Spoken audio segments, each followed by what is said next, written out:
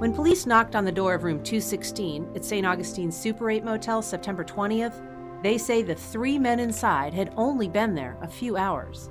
But the meth operation, already underway, may have polluted the room for future hotel guests. It's a problem that could happen in virtually any hotel room you and your family check into.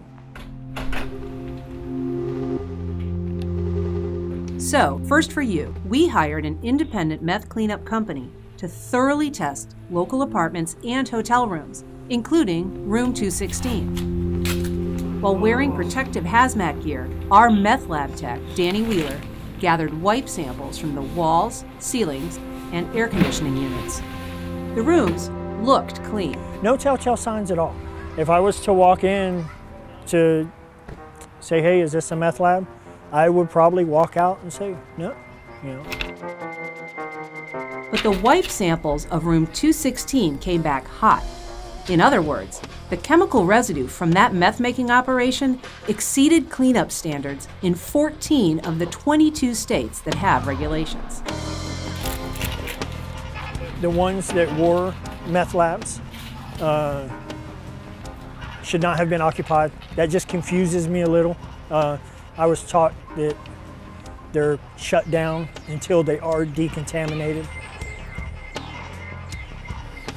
Problem is, there are no state cleanup standards in Florida, and the Federal Environmental Protection Agency has only voluntary standards, which means that hotels in some of the state's most popular destinations, St. Augustine, Orlando, Miami, may offer little protection to unsuspecting travelers. It's interesting that they were Jane Patel, owner of the Super 8, along with 2 other area hotels, says her staff did clean the rooms before re-renting them. All the linens and everything was stripped, beds were wiped, walls were wiped, carpets were shampooed.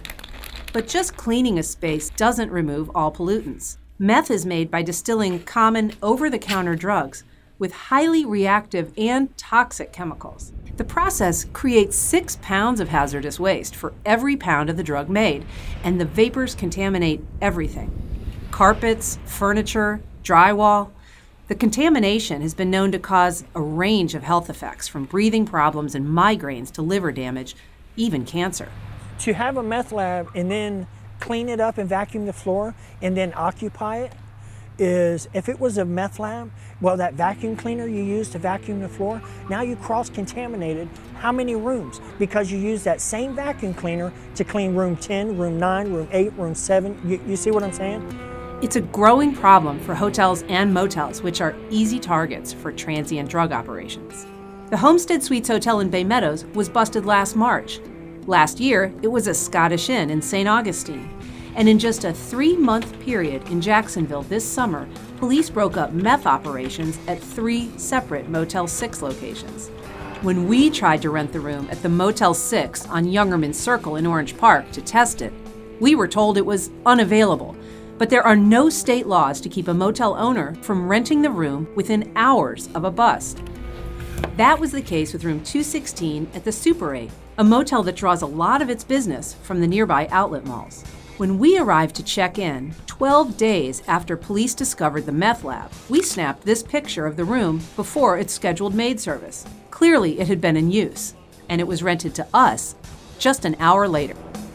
I'm going to get a good sample off that better. Owner Jane Patel acknowledges the room was back in use soon after the bust, but she says she has no desire to put her customers at risk. I didn't think we need to, because I think we've done everything we could as far as like wiping down, cleaning carpet. After we showed her our test results, she said she would re-clean the room and let it air out. Meth experts say that's not enough. But right now, there's nothing to make hotels do more, and no way your family would know.